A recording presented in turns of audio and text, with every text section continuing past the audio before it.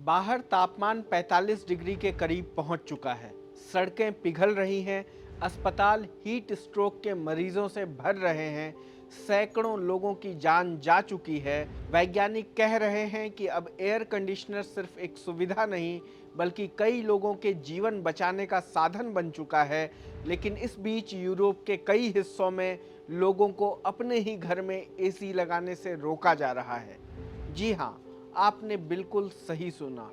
भले ही आपने लाखों रुपए देकर अपना फ्लैट खरीदा हो, रजिस्ट्री आपके नाम हो, ईएमआई आप भर रहे हों, लेकिन अगर आपको अपने ही घर में एसी लगाना हो, तो उसके लिए पहले पड़ोसियों से इजाज़त लेनी होगी। और अगर उन्होंने मना कर दिया, तो आप चाहकर भी एसी नहीं लगा सकते।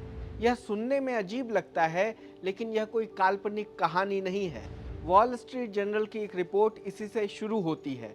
रिपोर्ट के मुताबिक फ्रांस की राजधानी पेरिस में रहने वाले 32 वर्षीय लूका फुनारो एक दुर्लभ बीमारी से पीड़ित हैं। वह व्हील चेयर पर रहते हैं और सांस लेने के लिए वेंटिलेटर का इस्तेमाल करते हैं। हाल की भीषण हीट वेव में डॉक्टरों ने उन्हें सलाह दी कि उनके घर में एयर कंडीशनर होना बेहद ज़रूरी है। लेकिन समस्या यह है कि उनके पड़ोसियों ने एसी लगाने की अनुमति देने से इनकार कर दिया। कारण, उनका कहना है कि एसी का आउटडोर यूनिट शोर करेगा। यहीं से सवाल उठता है, आखिर किसी के अपने घर में एसी लगाने का फैसला पड़ोसी कैसे कर सकते हैं? दरअसल फ्रांस के कई अपार्टमेंट सिर्फ निजी संपत्ति नहीं माने जाते।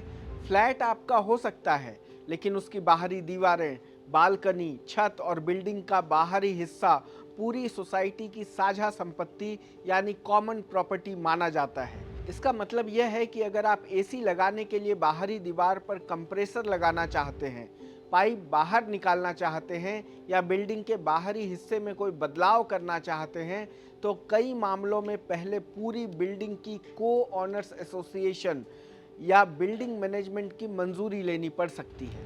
अगर मंजूरी नहीं मिली तो मामला अदालत तक पहुंच सकता है।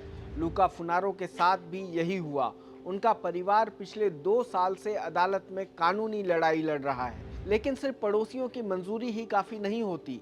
अगर आपकी इमारत सड़क से दिखाई देती है और वह किसी ऐतिहासिक इलाके में है, तो स्थानीय प्रशासन भी दखल दे सकता है। पेरिस की पहचान उसकी 19वीं सदी की हौसमान शैली की इमारतें हैं।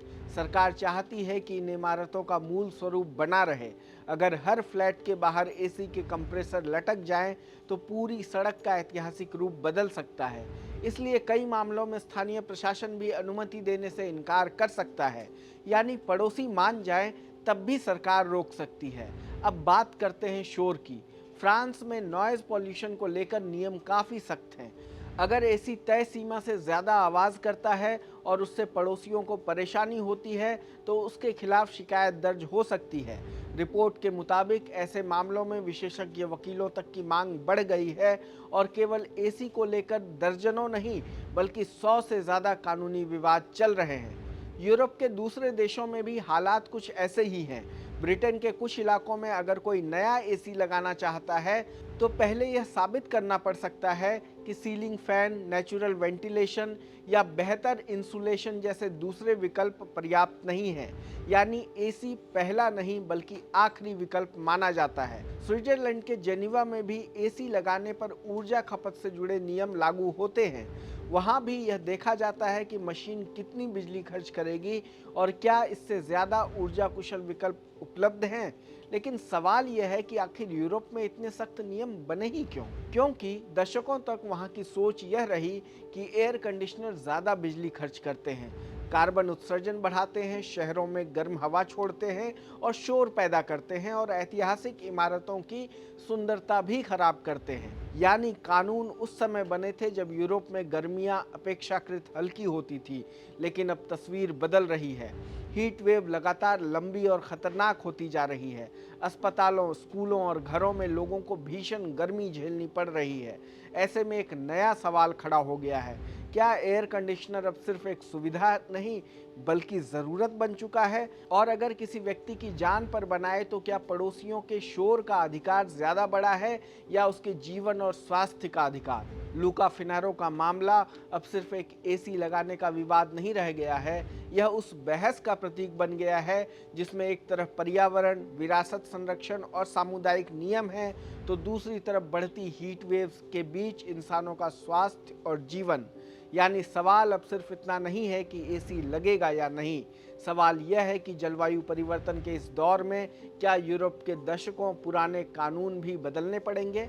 इस बारे में आप क्या सोचते हैं, हमें कमेंट बॉक्स में बताएं। देश दुनिया की तमाम खबरों को देखने के लिए जुड़े रहें लोकमत हिंदी के साथ। धन्यवाद।